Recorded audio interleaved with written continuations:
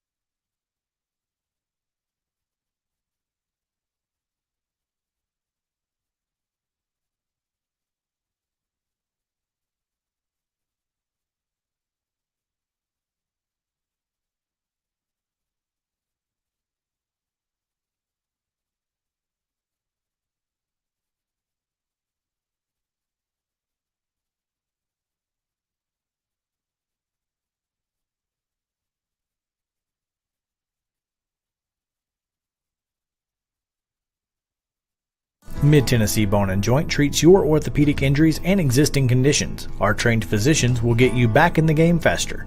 Contact us at 931-381-2663 or www.mtbj.net.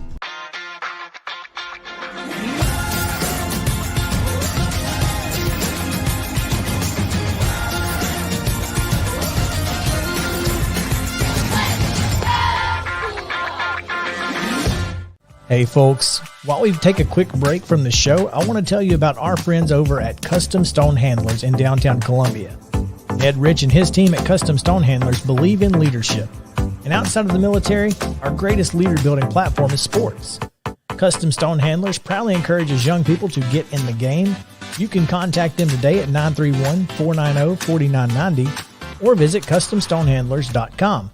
Jones & Lang Sporting Goods here in Columbia has been outfitting teams, officials, and anybody else from T-ball to college for 50-plus years. Be sure and check them out at 931-388-8060 or online at jonesandlang.com. Jones & Lang Sporting Goods, the look of a winner.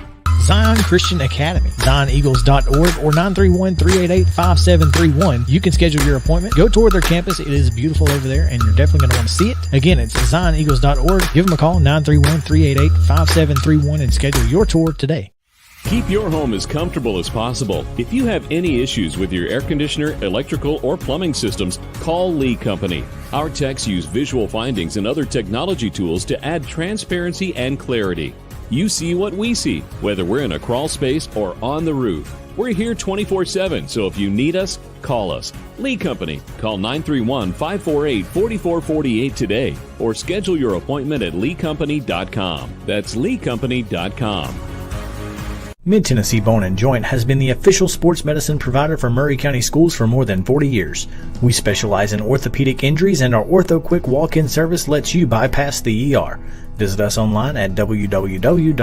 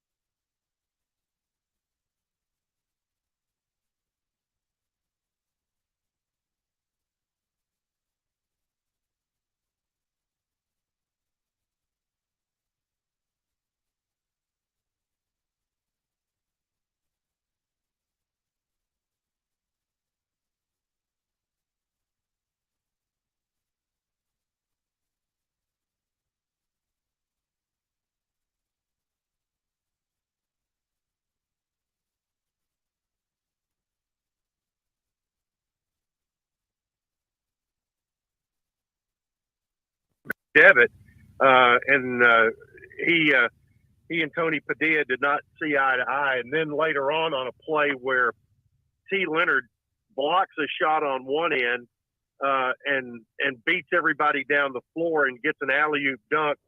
Apparently, one of the moves now by people who can dunk, which I have no knowledge of, is that they tap the top of their head. Well, that's supposed to now be an automatic technical foul. Well, T, who has 36 dunks on the year, tapped the top of his head and got popped. And Coach McKevitt used that opportunity to rev the crowd up, and that broke open what at the time was a pretty close game. So it was a great home atmosphere, and you would only expect it to get better. And that was for a makeup date. So the students have been coming out in big numbers. Thursday night with Marshall, and then with Western, you would expect to close out the home season with really good crowds and a lot of excitement. If you're going to that Western game, make sure you wear your blue. It is a blue out.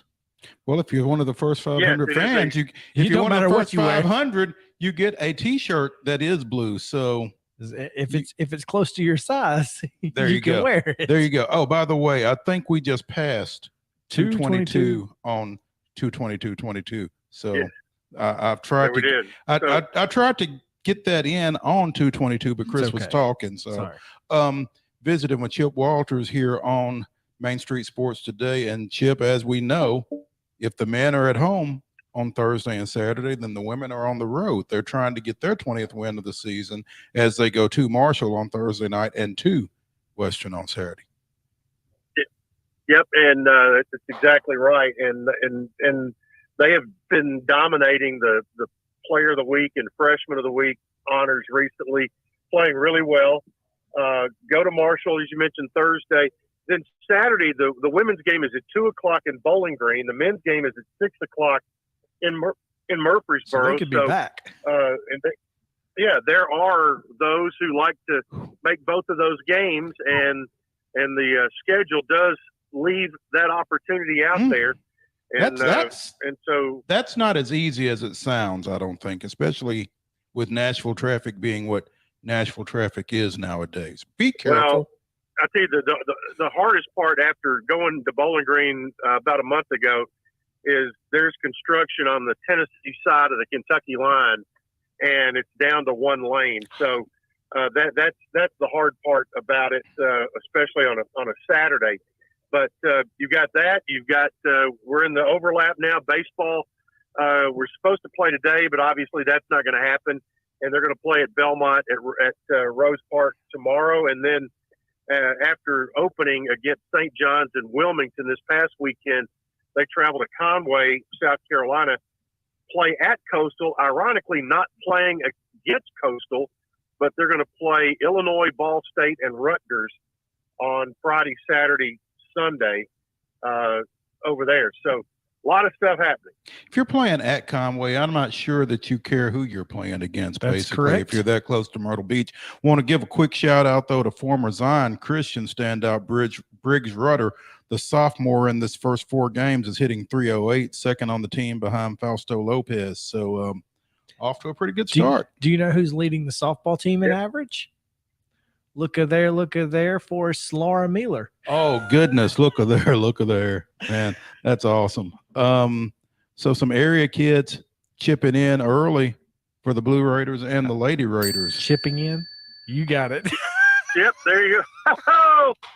And, we got Spring Hill Products. So we've got Zion. We've got, got a lot of folks involved there. But, and so it's busy time, but a lot of fun right now. And we want to see both these basketball teams finish strong going into the tournament, which will start, I guess, 2 weeks from today, actually, the opening rounds in Frisco and at the Cowboys facility there at the Star. You, as you mentioned, all of the local products you left for me. Columbia Central Products sophomore Jaden Ham is 1-0 in 2 appearances, 6 1/3 innings, 9 strikeouts. Yep. That dog will hunt. There you go. he's gonna be phenomenal for you guys as long as you can keep him. So that's right. Well, he's here. He's got at least we got to get him. We get him for 3 years. So Exactly. hope that works out. He's been outstanding. You're right. Great kid. Really enjoy him. Chip Walters, voice of the Blue Raiders, with us here on Main Street Sports today. Chip, we know you got a heart out, so we're going to get you out, man. Appreciate your time. Thank you, boys, and we'll talk next week. And I we'll have to check out. I got to see what my flight times are because we are flying out on Tuesday next week, going to Charlotte. So I need to see whether I'm going to be on the ground yet or not when this time comes. But I'll be letting JP know. Do that. We appreciate it. All right. Chip will be on the air tonight. The men's show, the radio shows, the coaches shows are tonight because of last night's That makes sense. basketball game. So I assume that the women's both show of them tonight are. as well. Yes, Okay. both shows will be tonight. So if you're Because looking for those, I'm sure Rick Insel is always a treat on the radio. there's no question that would be worth it. Just that's got to be worth listening. Absolutely. All right, when we come back is our hodgepodge segment. So plenty to get to. We're just going to kind of run through this. This will be kind of like part of the interruption where we just roll through the things. So Sort of like, but not really. Yeah. Gotcha. we'll be back on Main Street Sports today after this.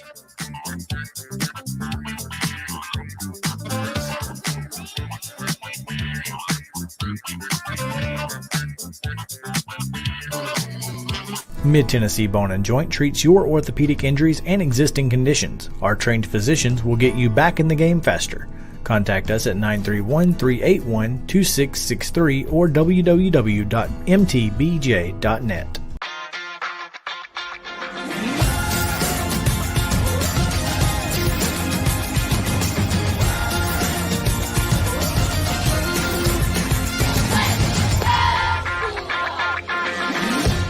Hey folks, while we take a quick break from the show, I want to tell you about our friends over at Custom Stone Handlers in downtown Columbia. Ed Rich and his team at Custom Stone Handlers believe in leadership. And outside of the military, our greatest leader building platform is sports. Custom Stone Handlers proudly encourages young people to get in the game. You can contact them today at 931-490-4990 or visit CustomStonehandlers.com. Jones & Lang Sporting Goods here in Columbia has been outfitting teams, officials, and anybody else from T-ball to college for 50 plus years. Be sure and check them out at 931-388-8060 or online at jonesandlang.com. Jones & Lang Sporting Goods, the look of a winner. Zion Christian Academy, ZionEagles.org or 931-388-5731. You can schedule your appointment. Go tour their campus. It is beautiful over there, and you're definitely going to want to see it. Again, it's ZionEagles.org. Give them a call, 931-388-5731, and schedule your tour today. Keep your home as comfortable as possible. If you have any issues with your air conditioner, electrical, or plumbing systems, call Lee Company. Our techs use visual findings and other technology tools to add transparency and clarity. You see what we see, whether we're in a crawl space or on the roof. We're here 24/7, so if you need us, call us. Lee Company. Call 931-548-4448 today or schedule your appointment at leecompany.com. That's leecompany.com. Mid-Tennessee Bone and Joint has been the official sports medicine provider for Murray County Schools for more than 40 years. We specialize in orthopedic injuries, and our OrthoQuick walk-in service lets you bypass the ER. Visit us online at www.mtbj.net.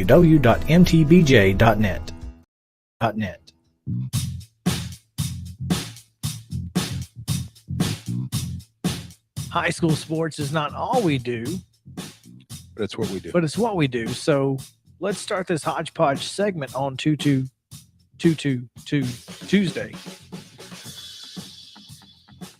With a little surprise. We talked I just hope you're getting all the twos in. all of them. Okay, We're done. just make after sure. today. Just, So I wonder if they, if they were thinking about us when, having a Tuesday fall on 2. I wonder if it did. It probably didn't in the 1900s. So, of course, back then they were using all 4 numbers for dates. I bet you Right. a lot more than we do, because we're lazy. Let's be honest. There we go. There we go. That's why my name is Chris and not Christopher. I'm lazy and didn't want to write the other 5 letters. Anyway, I'm going to let you take that up with Chuck. Oh, and he was angry with me in 2nd grade when I started it. I know. Green Hill girls basketball. We talked with Zach Womble yesterday about that District 9 girls cross region with his District 10 girls from which Gallatin defeated Beach last night in District 10. Mm-hmm. Green Hill takes down previously unbeaten Cookeville with a 3-pointer to win 29-28. The girl scored more than 10% of her team's points on one shot on the game winner.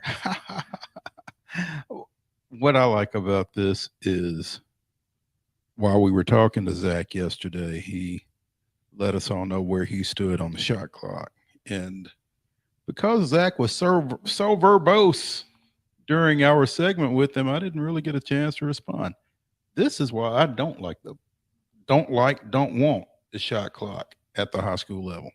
Yeah, because Green Hill probably held the ball a lot longer than they normally would on offense, and they got good shots, and they were able to keep Cookeville from scoring quickly and give yourself a chance to win at the end of the game. And that's what it's all about, giving yourself a chance to win. And if that's the style of play that you need to play to give yourself a chance to win, and you can play it, why should you be penalized for it, especially at the high school level?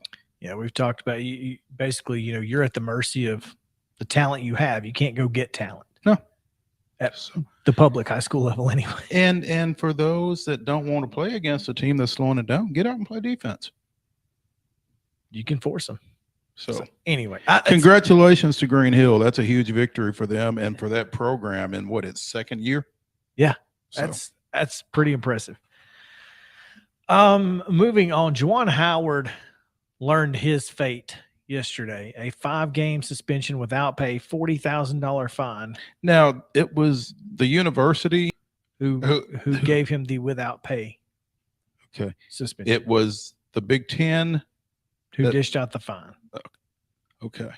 So he's been suspended for 5 games without pay by the university, and he's been fined $40,000 by the Big Ten. Yeah, it's about $200,000. Okay. All right.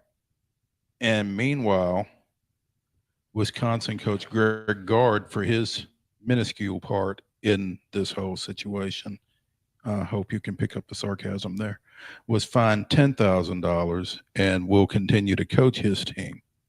Now, this 5-game suspension, is that just game day? Can he continue to coach in practice? Do we know? I think so. And here's that basically it's the final 5 games of the year. Yeah, it's their last 5 regular season games. Right. So he'll be able to come back and coach game the day. I assume that he's probably able to coach during. I don't see why he wouldn't, but if it's without pay, it could be 5 games.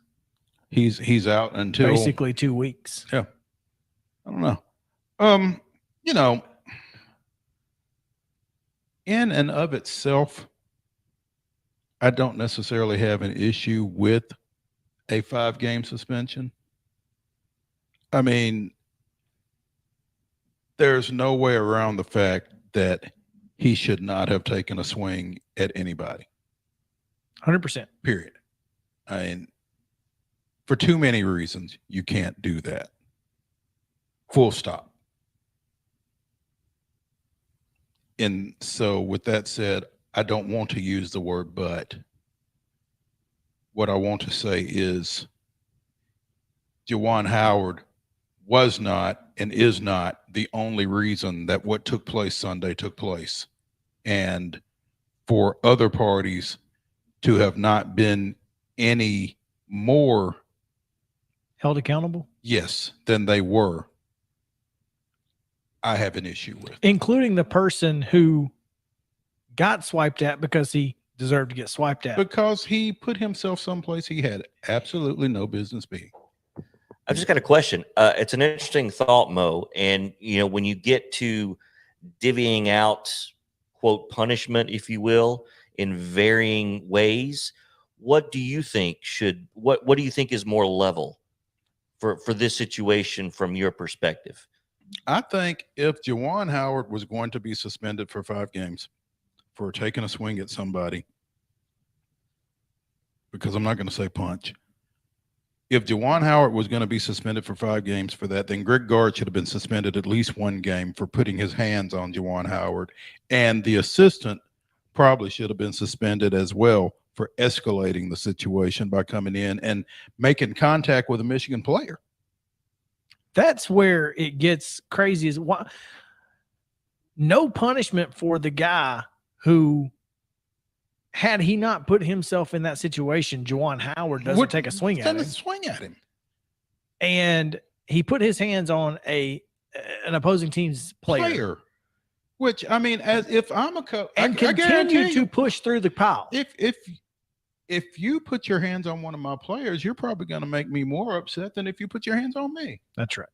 So, because I've gone into these players' families' homes and told their mamas and daddies that I'm going to take care of them. I'm going to protect your child. I agree with you 100%. Yes, at least a 1-game suspension for Gard would have been not sufficient, but certainly would have been a good faith effort on the part of the Big Ten, I think. And yet, there you go. Before we get into this next one, I want to mention that ESPN announced today they have sold out their inventory for the women's college basketball tournament. Their advertising? All of their advertising inventory has been sold. That is pretty impressive. Well, and it's pretty impressive, and I hope it sends a message to the NCAA, because if you recall all of the inequities that were unearthed last year between the men's tournament and the women's tournament, and how business was being conducted for both of those, hopefully folks will realize that there's interest in this. And even if there's not, I mean, that's not a reason to treat some student athletes different from others. That's excellent news, and coming on the heels too of the USA women's soccer program and team. You know, the ruling that came down that equal pay is coming. There could be some more appeals, but you know how the legal system works. But I'm curious, Chris, if it mentions what the advertising was in previous years, if it has grown, or because, you know, now that there is some light on, you know, the 2 tournaments, hey, it's always been sold out. It could have always been sold out. I don't know. You know, I don't know if it was sold out necessarily, but they made a big deal about it. They should. That is a big deal. Yeah. So I think, especially if it wasn't sold out previously. Yeah. Well, that's what I'm saying. I don't think they would have written an article about it if it weren't unusual. I think you're accurate on that. That makes sense. So, or maybe it's just really early for it to have been sold out. I'm not sure. I did not read that far into it, but I thought it was interesting news. Finally, we neglected yesterday to react to the news that Brian Flores has found a job in the National Football League. So that's unfortunate news for the XFL. But no, seriously, Brian Flores is going to be a what do they call it? A special assistant and coach linebackers. Something like that. Associate. I don't remember. Associate head coach, was that perhaps? And he will coach linebackers for the Pittsburgh Steelers, which obviously one of senior defensive assistant / linebackers coach. I mean, that's great for Pittsburgh. Fantastic. They got a steal. It's fantastic for Pittsburgh. Yeah, they got a steal. Hey, it's Andrew the Earl. Andrew the Earl. Speaking of we talk about the NFL for 13 seconds, and he shows up at the door. It's like saying what is into the mirror 5 times or whatever. Don't say it. Beetle. Something like that. So yeah, I just thought that was interesting, and good for the Steelers. Again, that's going to be good for them. So anyway, real quick, Rick Bozich, friend of the show, out of WDRB TV in Louisville has a piece up on their website. Don't let Juwan Howard, Michigan, Wisconsin dust up in post-game handshakes. I've not read all of it, but I think that's exactly. Certainly, if I'm Juwan Howard, that's what happens. My teams don't shake hands anymore. Sorry. And don't blame them. You just wave kind of like the ladies do. See ya. Yep. We're not doing this anymore.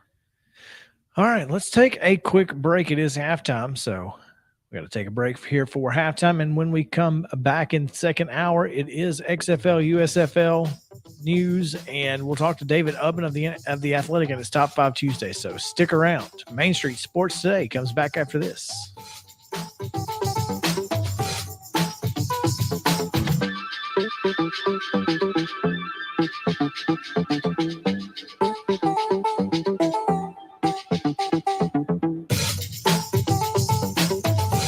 Mid-Tennessee Bone and Joint treats your orthopedic injuries and existing conditions. Our trained physicians will get you back in the game faster.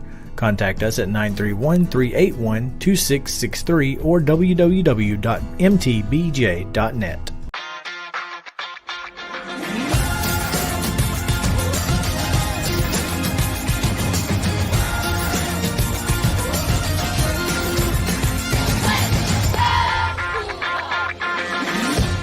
Hey folks, while we take a quick break from the show, I want to tell you about our friends over at Custom Stone Handlers in downtown Columbia. Ed Rich and his team at Custom Stone Handlers believe in leadership. And outside of the military, our greatest leader building platform is sports. Custom Stone Handlers proudly encourages young people to get in the game. You can contact them today at 931-490-4990 or visit CustomStonehandlers.com. Jones & Lang Sporting Goods here in Columbia has been outfitting teams, officials, and anybody else from T-ball to college for 50 plus years. Be sure and check them out at 931-388-8060 or online at jonesandlang.com. Jones & Lang Sporting Goods, the look of a winner. Zion Christian Academy, ZionEagles.org or 931-388-5731. You can schedule your appointment. Go tour their campus. It is beautiful over there, and you're definitely going to want to see it. Again, it's ZionEagles.org. Give them a call, 931-388-5731, and schedule your tour today. Keep your home as comfortable as possible. If you have any issues with your air conditioner, electrical, or plumbing systems, call Lee Company. Our techs use visual findings and other technology tools to add transparency and clarity. You see what we see, whether we're in a crawl space or on the roof. We're here 24/7, so if you need us, call us. Lee Company. Call 931-548-4448 today or schedule your appointment at leecompany.com. That's leecompany.com.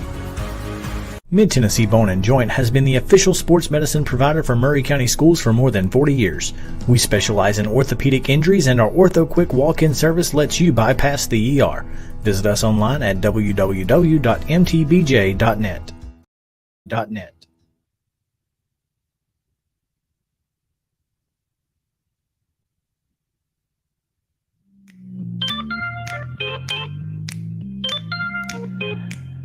So, typically this is reserved for not sports stuff, but since Andrew's in the building, we'll ask him about Harold Landry. Is he going to get the franchise tag, or are we going to sign him long term? How much is that franchise tag? $17 million, I think. That's what he wants, anyways, isn't it? I mean, if it is, then let's go for it. So what you're saying is, we could sign him for what the franchise tag is. I get a little nervous when it comes to players hitting that potential that you want them to hit in that contract year. Now, Harold Landry has gotten better each year that he's been on this roster the last 4 years. I would take the chance at the franchise tag, see if he can do it 2 years in a row.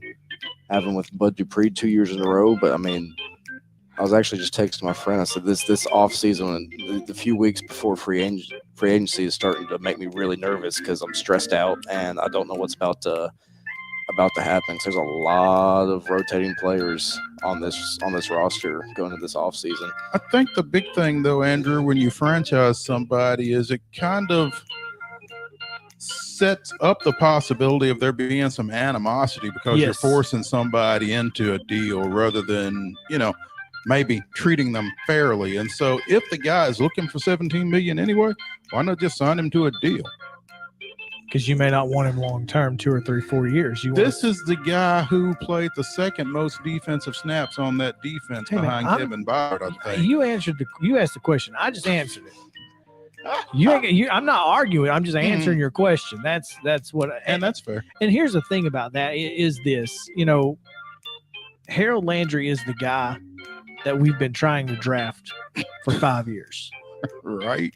Just 5 years. The guy. Well, it's been a long time. I'm talking John Robinson. Okay. So fair enough. Yeah. Over that time period, he's been trying to draft this guy. Yeah. He's shown that he can be that guy. Sign him. Sign the man. Give him his money. Give that man his money. Why not? All right. Let's get out of here and come back and talk XFL, USFL in hour 2. David Oven, Top 5 Tuesday. Y'all stick around. Main Street Sports Day comes back after this.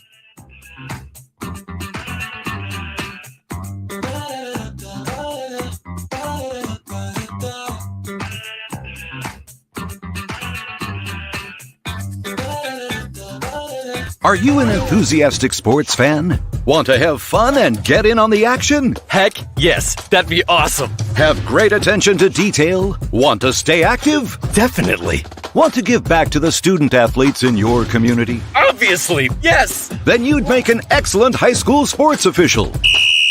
We need more officials in Tennessee. Because with no high school officials, there are no high school sports. Sign up today at highschoolofficials.com.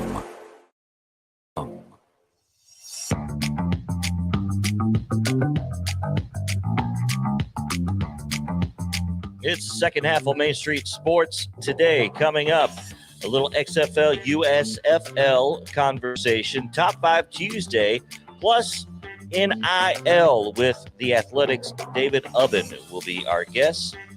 So come on back, sit back and relax on this rainy Tuesday. Main Street Sports today. Back to the Lee Company studio with the Hall of Famer Mo Patton. Here's the Sundrop Kid from Alabama, Chris Yao. Actually, he didn't even have. It's been a while since he hasn't had my mic turned on, but he didn't have my mic turned on. You jumped me. Well, I had asked him to do it because I was. He was in the middle of something, so it's actually not the Sundrop Kid bringing you back. Well, it's all good. We just audible right. over here. Yeah, it's you okay. did audible. It's all good. Yeah, I missed the sign. Oh wait, there was no sign. Well, you were talking because I was a wasn't little quite busy. ready. Yeah. You were talking. He was typing. I was the only one not doing anything. So, yeah. Anyway, we're back. Welcome back from halftime here on Main Street Sports today. I'm Maurice Patton. That's Chris Yao. Yes. That's JP Plant not turning on everybody's mics. And Ouch. This is Andrew the Earl Moore, who you heard during halftime talking Little Titans, and Harold Landry. And as you know, if you've listened to the show for any period of time, Chris is a big minor league football fan. I mean, USFL, XFL, Arena Ball, AF2, whatever it is. All of it. Chris finds it, all of it. All of it. I mean, I just miss the Music City Fire that we don't have anymore. I think there's hope that we're going to get them back next year. Yeah, but you can see the helmet there, the steel dogs over there. That's all and Chris's the actual stuff. Steel dog. Oh, there's an actual steel dog down there as well. Bobblehead, Rusty. Oh, you mean JP didn't break that? No, one? he didn't break. He didn't break that one. Oh, yeah, give me time. He just broke Dyson. Dyson, yeah, twice. Yeah, it's a tough Yeah. SOB. yeah. He really is. I guess we can't have Dr. Dyson on anytime soon, huh? He wouldn't turn his mic on. Right. Oh. So anyway, have I Yeah, stalled you- long enough for you? Well, so here's the thing. XFL made a big announcement yesterday, and Andrew, you may want to chime in on this as well, because the XFL and the NFL have basically agreed to ask the XFL to do some unique things as far as innovation to rules and that sort of thing. And we'll get into what we would change about the NFL and about pro football in our top five innovations that we would make. But I think this is really interesting because, the XFL president is Russ Brandon, who was an executive for the Buffalo Bills for like 20 years. And, a lot of people don't want to change things in the NFL because it works. But there are some Does things it? that don't. Yeah, right. Well, I mean, it's not hurting their pocketbook, is my point. Which is all that they care about. Which is all they care about. But you could So still improve the game. you can. Yeah. So what they're going to do is they're going to, and much like the AAF did some things, the XFL 2020 did some things Mhm. that, just a little bit unique, but that aren't so far-fetched like a, running 50 yards to a football for a coin toss type thing. So Yeah. So I think this is a big deal for the XFL because it gives them a little bit of legitimacy, right? I think it is. I was intrigued by the lengths that XFL co-owner and chairwoman Danny Garcia went to clarify that the XFL will not be in the position of developmental league for the NFL in this release. At least not for the players, apparently for the rules. Yeah. And equipment. We are extremely pleased to collaborate with the NFL in these important areas. We're bringing forward an XFL that is progressive and forward-thinking when it comes to innovation, leveraging the newest technology to enhance game day experience. We have an open field for innovative rules to enhance in-game access. Sharing insights and practices between the XFL and NFL will do a tremendous amount of good for the game of football and support the player ecosystem overall. Understand, this is not the XFL becoming a minor league to the NFL. Mhm. Yeah. This is simply you give us it is going to be a minor league for their officials, though, which is a big deal. Because a lot of times college officials who are white hats in college end up being their original positions back in the NFL. So they might have to take some time to get reacclimated right to the positions that they to becoming are a back judge or a line judge versus a white hat. Mm-hmm. And that makes sense. And with what we've seen in the NFL and officiating recently, every little bit helps, huh, Andrew? It does. So, It does. but this is good for the XFL. I think this gives them some legitimacy, and I'm excited. for it. Yeah, I think any opportunity, because the NFL hasn't really recognized any of its other spring competitors necessarily, other than Right. like you said, the AAF and what they did with them, and we see how that worked out. Well, if they'd have just paid their bills, right? All right. So here's the thing, and shifting gears to the USFL. Tonight is their draft, okay? They're going to draft, I think it's the first 12 rounds tonight. So what they did is they assigned a position to each round of the draft. So the first round is only quarterbacks. You got the draft pool over the weekend, I guess, of USFL quarterbacks. The selections have been made. All right. They've already made the selections, but they've not been announced. They'll be announced tonight at 6 p.m. Central. But there's no television for this. They're going to announce it via social media only. So why would you not televise it? Because it's not a draft, it is a meeting. So they're all in a big room and they're just passing out. It's kind of like the Elway draft. That's what it would look like, except there's no stage for someone to come up and say they've selected so-and-so. Mm-hmm.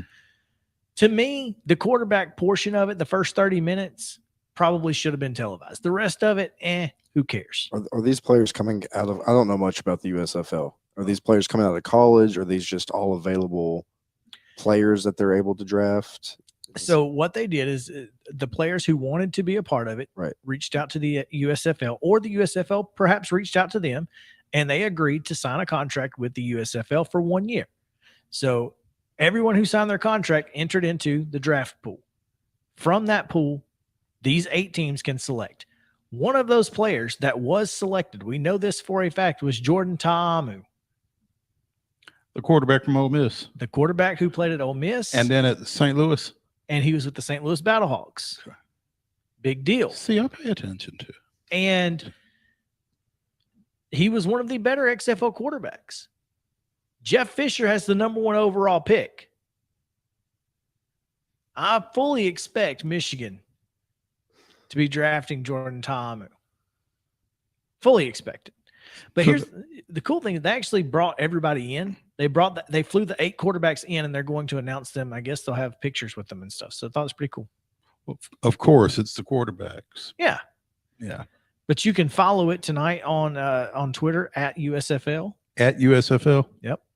You obviously hashtag USFL draft. There is a at _MarkCast, MarkCast. There will be a live pre-show on YouTube. They're going to give you draft analysis throughout the night. It's going to be real for them because these are guys who really understand and know these teams. You'll get live draft coverage from the MarkCast, _MarkCast on Twitter. His YouTube is there. Check it out. Recap will be up there as well.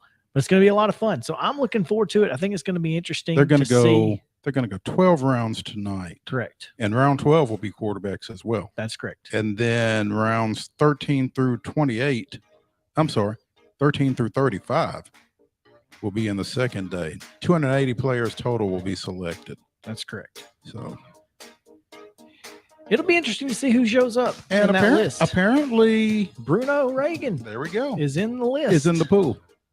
So I'm looking forward to it, man. I really am. So where's the list? There is no list. You okay. can't. They have not released the list. That's the thing is we don't know who's in it until they get picked.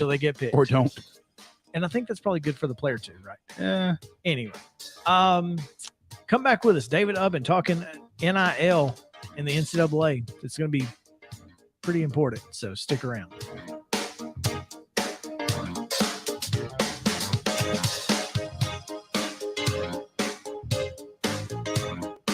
Mid-Tennessee Bone and Joint treats your orthopedic injuries and existing conditions. Our trained physicians will get you back in the game faster. Contact us at 931-381-2663 or www.mtbj.net.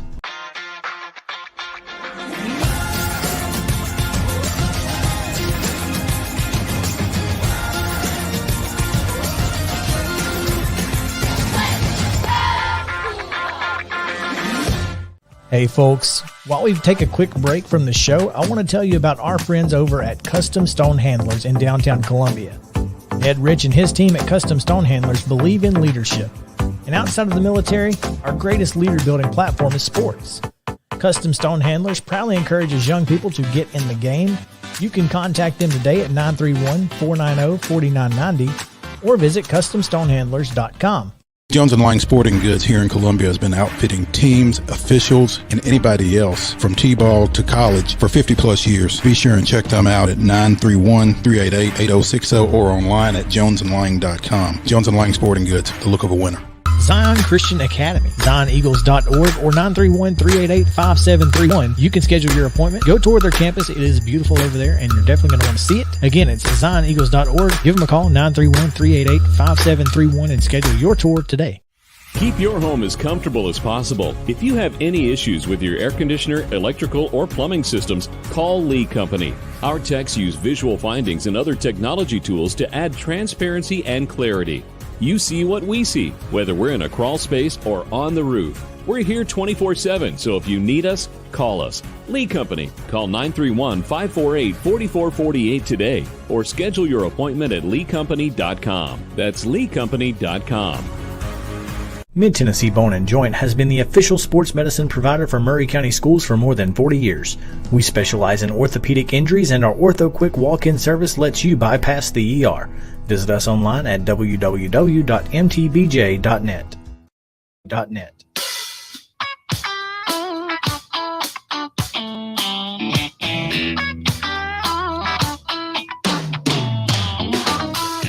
And welcome back in to Main Street Sports Today, presented by Mid-Tennessee Bone and Joint.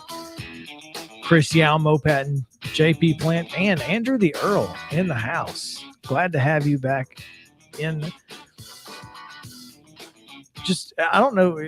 I know that after the football season, I don't guess we said, Andrew, you're still welcome anytime.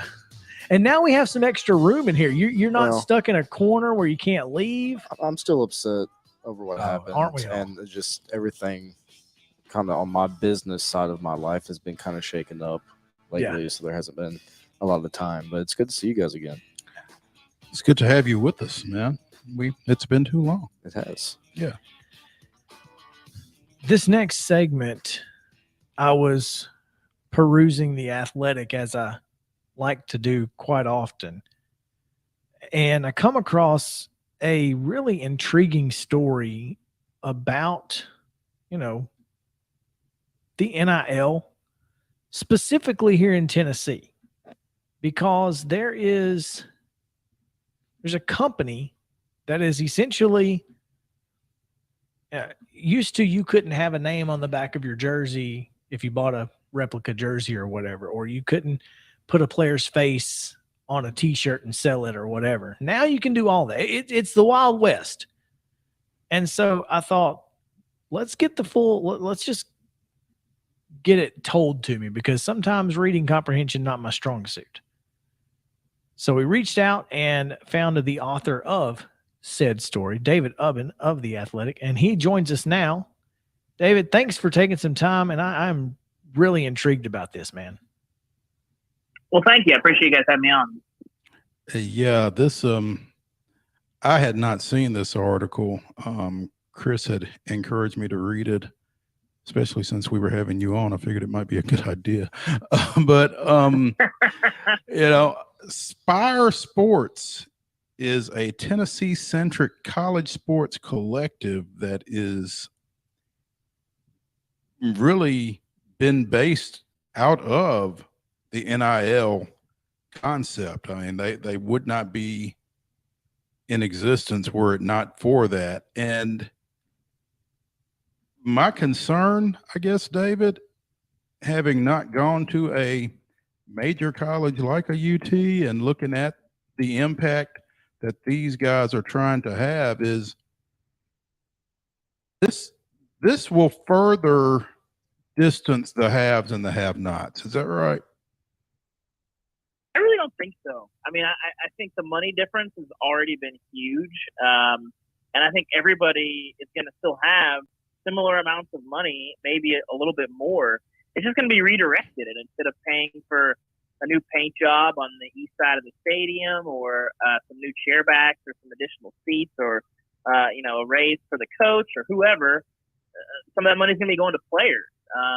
So I don't think it's going to do much to the competitive balance. I don't think it's going to do much to the growing financial gap between players. Ultimately, all the big schools still only have 25 scholarships a year to give out. So I think ultimately this is a redirecting of funds. I think you might see some upward mobility from schools that have enough money to outpace some of their challenges, whether that's in-state recruiting talent or a smaller fan base or whatnot. If you've got a handful of really big boosters, that might give you a boost, to borrow a phrase. But I think ultimately things are going to look pretty similar, because the places that care about college football the most are the places that are most often most successful. And I think this is just basically the sort of the same ball game. I mean, I think I phrased it in the story. Money's always fueled college football. Just that money is going into a whole different engine, and that transition is happening right now. Explain exactly what Spire is doing and how they are, I guess, attached to the University of Tennessee, specifically in this collective. Mm-hmm. Well, they're not attached. I think that's a key distinguisher. I mean, ultimately, in a sentence, fans of varying economic status give them money, and then they offer deals to players in exchange for appearances at events that those fans would have access to, sometimes autographs, memorabilia, or social media posts. And in a nutshell, that's sort of what they do. And by it being a collective, basically Spire does the legwork in recruiting different entities rather than the players having to do that or make themselves accessible to those entities, or the entities having to approach the players. The collective does that legwork of identifying businesses that might be interested in getting involved in NIL, and then takes it to the players. Am I describing that correctly? No, not really. There's not a lot of businesses involved. Oh, really? It's more donors with Tennessee's interest involved. So if a player wants an apartment as part of his deal, they have relationships with builders in Knoxville. They say, hey, we got you an apartment. This is part of your package. If the player wants a car, they have relationships with donors in Memphis that own car dealerships and say, hey, here's this car, this is whatever you want. It all kind of works through them. And again, their deliverable is showing up at events that they run, that those fans and donors of whatever level can have varying levels of access to it. And that's sort of, where you get your payments and your deliverable from. That quid pro quo is really all that's required by the NCAA as NIL exists right now. Wow. Okay. It's certainly interesting because what we're seeing, and you wrote this in the story, is that it's likely you're going to see something like this for every single school in the Power Five in the very near future. How do these, and maybe they don't, I'm not sure, but so when Spire has these Hendo Cinco t-shirts made and they've got the UT branding on it, are they licensing that through the same licensing company that's always licensed material and logos? So Tennessee, it's different for every school, but Tennessee, their particular brand is basically just act and get it signed off on. Gotcha. They're not going to just give you free range over their logo, but they, from what I understand, have not been real stingy about that. I think they just want to make sure, and they know everywhere their logo is going to be used and not to free range, so that if somebody does something with a company that's going to be embarrassing for them, they can say, hold on. Sure. So ultimately, all the licensing and those kind of things are they have to sign off from, but Tennessee wouldn't really be motivated for any reason to lock that down. But basically, so Hendon Hooker would have, I'm sure I don't know exactly the terms of his contract. I'm sure he might get some cut of sales of those t-shirts, but he's on essentially like a retainer. Gotcha. He's getting, a certain amount of money for his, appearances at NIL events and autographs and all that stuff. And then, he might get a cut of the sales of the t-shirts. I don't know about that exactly, but, he's doing good right now. Now, clearly, it's been said that, the schools can't orchestrate these NIL deals on the front end, but it seems like to me, I can see a scenario where if someone is on a recruiting trip, that there would be some free time built into their visit where they would be able to consult with a Spire Sports or someone like that, wherever it is that they are visiting.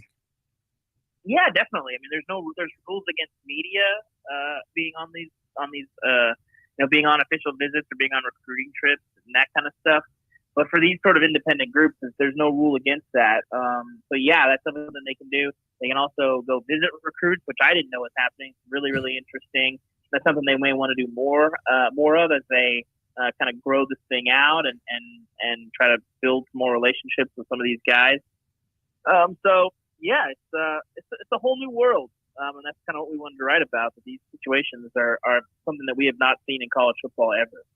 Yeah, besides Spire and the University of Tennessee, Dave, who else are you aware of that has a similar type organization to this? I think right now there's about 28 around the country. Florida has 2, I believe. Auburn has 1. Interestingly, Alabama and Georgia do not have a public collective. A&M also does not have a public collective. But that would be news to some folks. Well, public collective is different than, I guess if you want to call them a shadow collective, because certainly money is flowing there from A&M, but there's not like Tennessee and like a lot of these places, like the Gator Collective, Texas launched the Matador Club. They've had a lot of these, they have websites set up to say, hey, you can donate here. And it's very sort of public and very easy to access. Some of these are not quite like that. Texas actually has 3 collectives and a baseball-only collective, which is really interesting. But ultimately, you mentioned competitive balance. I think more so it's not that having one is going to allow you to climb the ladder. I think for some people it might. Tennessee's a little bit ahead of the game right now, and maybe that can help them because they're well organized and well funded right now, certainly more so than most. But ultimately, a year or two from now, if you have not embraced this and you can just sort of say, well, you know, we got some guys who have some deals, you don't have some kind of firm talks and some understanding of what deals are going to be like day one on campus, it's going to be hard for you to recruit. It just is. So I think ultimately, more so than the upward mobility, I think the danger is places that don't embrace this, that don't have collectives, that stand in the way of their collectives, make it hard for them to help finance, guys and get money to guys are going to fall behind. I feel pretty confident in that. This is the new frontier of the college football arms race. It's like saying, well, we don't need an indoor facility, 10, 15 years ago when everybody's building on there. This is where it is now. Speaking with David Ubben of The Athletic here on Main Street Sports Today. David, as you look at this new frontier, this new Wild Wild West, are the collectives going to be recruiting against those development departments at the local universities in these cases? I mean, are they swimming in the same pool in terms of who they're trying to, for lack of a better phrase, extract money from? Yeah, that's where I think it's going to be really interesting. Spire talked a little bit about how Tennessee, they have had the attitude of a rising tide lifts all boats. And so it's, in a lot of cases, donors are giving in addition to what they give to the university, but not all cases. And if they divert some money right now, Tennessee feels okay with that because they feel like, hey, if it fuels us having a better college football program, it's all going to even out in the end. Now, I don't think that's going to be the case at all 130 FBS schools or, 70 P5 schools. And I think it might be different if a major donor decides, hey, I'm going to take all my money out of the Tennessee fund and move it into NIL. I could see that being an issue. But right now it hasn't been a problem. And I think that will be a friction moving forward because this is a paradigm shift in college sports. And again, some guys might say, well, why do I want to finance stadium upgrades when I can give my money directly to making sure that we get that 4-star linebacker or that 5-star quarterback? I think that's really attractive for a lot of people. David, one last question, and this is the one that I think is going to be the shocker to everyone. How much money are we really talking about here? I think the going rate for the 2023 class, we've heard from multiple people about $10 million if you want to have a big-time class, and that number is going to go up. And, the majority of the deals that Spire did with recruits in this incoming class were for 6 digits. So that's pretty sizable money. That's real money that can have real effects. And that's only going to go up because, again, this is an arms race. It just is. And I don't know where the end is, but I know it's not $10 million. $20 million? Is it $25 million? I'm not sure. The Spire's in the space, and this is their baby. And they have said, they're prepared and expecting that their budget needs to be $25 million in the very near future. And they've hired political fundraisers to that end, and they're getting pretty serious about that. So you mean $10 million per class? Per class, per year, okay. Yeah. Annually, and it's only going up. That's just football, right? That would be, well, I guess in theory it could be anything else. That's kind of what they were talking about as their budget for the recruiting. Yeah. And that can change once guys get on campus and if they blow up and their deals get bigger. Maybe a basketball guy or two, some chipping in on women's basketball or baseball. But I think that $10 million in general is pretty baseline for an elite recruiting class in the class of 2023. Because in the class of 2022, this really didn't take shape until the fall, November, October-ish, where guys realized they had a lot of leverage and could really make some money out of this. Because, again, NIL didn't come until July, and it took people some time to get that. And so for this last recruiting class, I think Spire said that they had serious contact with 9 recruits, and Tennessee signed 7 of them. But this is going to be the first full recruiting class where recruits know the money is out there. They know they have leverage, and the guys who waited to commit had a lot more leverage in the last class. But this year, it's a free-for-all, as it always is, for, a year before signing day. So, guys are going to have leverage and can negotiate. and it's, the money's exploding. People always want to know what's the money now compared to the black market. Well, you had to be careful negotiating, in the previous years where your eligibility was at risk, because you hurt somebody's feelings or leave somebody angry, they can blow the whistle. But there's no whistle to blow now. You can negotiate pretty confidently and figure out what your value is. If you're a 5-star quarterback or a top 150 recruit, you're going to have real value compared to maybe a 3-star punter or a 3-star running back or whatever. It just sort of depends. So it's a new world, and people that adjust to it and move forward and embrace it are going to have a lot more success than people who are clamoring for, quite frankly, a college football that doesn't exist anymore. That said, David Ubben of The Athletic, before we let you go, how much longer before we get agents at the collegiate level? I mean, they're already happening right now. There's plenty of agents that are out there. I mean, Bryce Young had an agent last July. He's repped by CAA. But a bunch of players already have agents as it stands right now. It's just going to kind of depend on, can an agent get you more money? Do you have a lot of media crush? Do you have a lot of people calling you up and you need somebody to sort through what you're going to do? So it's going to be very different. It's going to be decisions, independently from every guy. Every player is not going to have an agent, but a bunch of players will. A bunch of players already do. Yep. It's a weird world we live in now.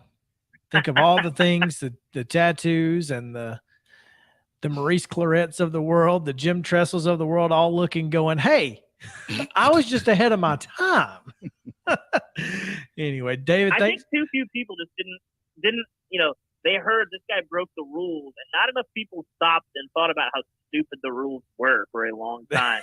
If you were building up college football from scratch, I know people aren't always the most comfortable with this new world, but if you were building up college football from scratch, it would look a lot more than it does right now than it did 5 years ago. If you built that 5 years ago and you said, okay, these programs are going to make $100, $150 million in some cases, and the players are going to get a scholarship and aren't allowed to make any money outside of that, that's an evil, unjust system. The current system, people might be uncomfortable with it, but it makes a lot more sense. It's certainly far more fair and equitable. And, I'm sensitive to people who aren't quite sure where this is going and aren't quite sure what this all kind of means.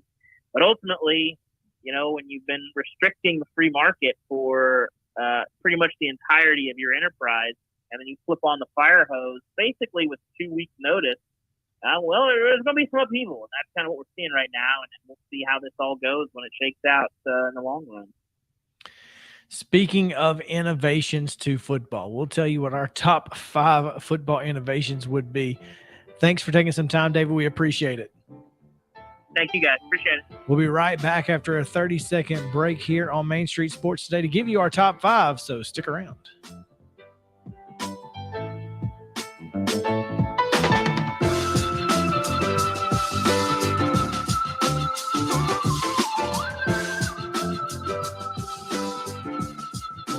A game without a crowd is just a scrimmage. A performance without an audience is just a rehearsal. Without your presence, high school sports and the performing arts aren't possible. Ensure that these essential extracurricular activities continue to enrich the lives of students in Tennessee. Purchase a ticket to your local high school's game or performance. This message presented by the TSSAA.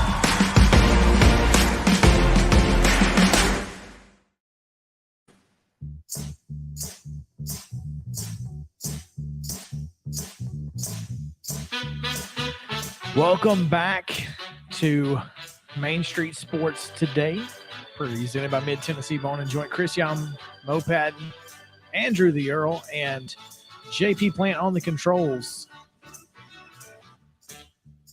I'm interested because for this next segment here, and we may not get 5 out of this. I don't know. I've got a few, but I think there are a couple of things that I definitely want to get into here, and I may not go 5 to 1. I don't have 5. Well, the reason, because I think they're all equal to me. There's one that absolutely has to happen, and I want to start with that one, and we'll get this is going to be a unique top 5 discussion here, because the number one thing that I think needs to happen. Go Top ahead. 5 Tuesday is presented That's by Mid-South 5 Fitness. Dallas Steel, getting folks' bodies right, regardless of what it is that they're trying to do with said bodies. So go check him out. 2 locations, one in Columbia, one in Franklin. You can reach him via email at Steel, STEEL athletes. So check him out. That's right. Now, the number one thing that I think has to happen ASAP is we got to get microchips in footballs. It is 2022 and we are still eyeballing this thing. well, I see what you're saying. I just think it's a matter. If we know where the football is, then the microchip doesn't. What does that change? I mean, 1st and 10. Why are we eyeballing an inch? so where are you going to put the chip? You going to put it in the middle of the football? You going to put it on both noses? How does that work? You get I think multiple microchips? How no, does that work? it's one microchip. So the AAF did this. Mhm. It's one microchip. It's in the middle. It's under the laces of the football, Mhm. and it has a it's like a ruler Mhm. type thing where it tells you where the tip of the football should be. And then who's reading it? Is it being read upstairs? Then It's basically being it's connected to the chains. So your 10-yard marker Mhm. has a reader. has a reader, and it'll say green or red on the marker. If where- the ball is where it should be, or if Correct. it's not, This is not hard. No? This is technology we should have, right? would make sense. I mean, just ask Tennessee and Ole Miss. We wouldn't have had mustard bottles on the field if we'd have had microchips in the footballs. That's all I'm saying. I think. Let it go.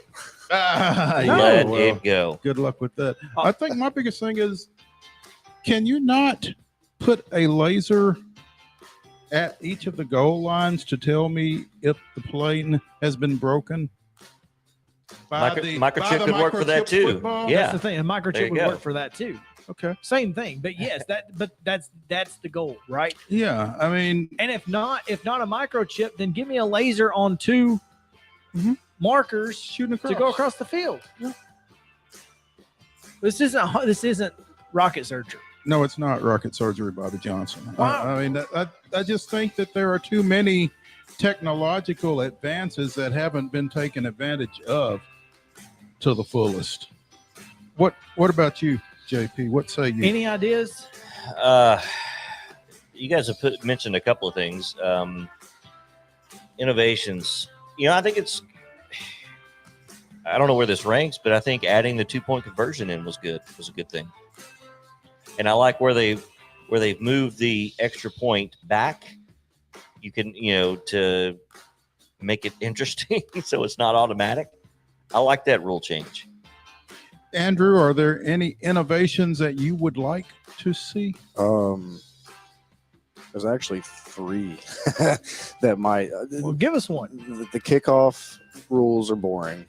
The offside, or not the offside, but the onside kicks are pointless, and the overtime rules just infuriate me. Okay, so how do we So- change the onside kick rule? Allow the players to get that running head start like they might have been able to a couple years ago. They were able to do that, or just try to find some way to make it more exciting, just to completely eliminate it. Maybe like a 4th and 10 conversion, or like a long field goal conversion, or something like that. To give you possession? Something that gives you a reason to actually do it, other than just lamely kicking a ball and it bouncing straight to the opposing team. So do you remember the AAF doing that 4th and 10 from your own 35? I do. I think that's something that has to change as well. I agree with you, because one, onside kicks are dangerous, because once you go up in the air, you're not allowed to hit them, or it's a penalty. But if you do, you still might hurt somebody. Right. And I want my offense to have that opportunity. Now, in arena football, it was great because, the ball hit the net and it might bounce back to the 5. I mean, that was always fun. You never knew what was going to happen. Yeah, exactly. That ball was bouncing everywhere. But in outdoor football, the way it sits, to me, that was one of mine, is the 4th and 10 instead of an onside kick. I'd change the overtime rule before those first two, but you know. Yeah. We've talked about the overtime rule a few times here on this show. But anyway. I think another one, I think you could put an official in the press box that actually has the power to make calls. It may slow the game down a little bit, but I mean, they can be in a field official's ear or something as well. But I just think that there are things that take place that aren't necessarily seen on the field that are still infractions. I would agree with that completely, especially, yes, it would probably slow the game down, but maybe not any more than any other flag. But the problem is that you could probably throw a flag on every play, right? So it's a matter of how egregious does it have to be? Is it, does it have to be as egregious as the Rams-Saints pass interference that wasn't called? Or can it be maybe you just saw a holding away from the play? Don't they already have kind of that in play to where they can call down? Not. Well, they can call down and make them review. They have it in place, but they don't use it. Well, I mean, they can make them review. I mean, I think maybe somebody should actually be able to throw a flag. Throw a flag. I don't know. I don't think you'll get officials operating efficiently on the field if you have that in place. And the length, I don't see that being efficient. I'm not saying, I don't. I do think that it would probably, get somebody looking over your shoulder at all times. But that also, some of these guys need somebody looking over their shoulders.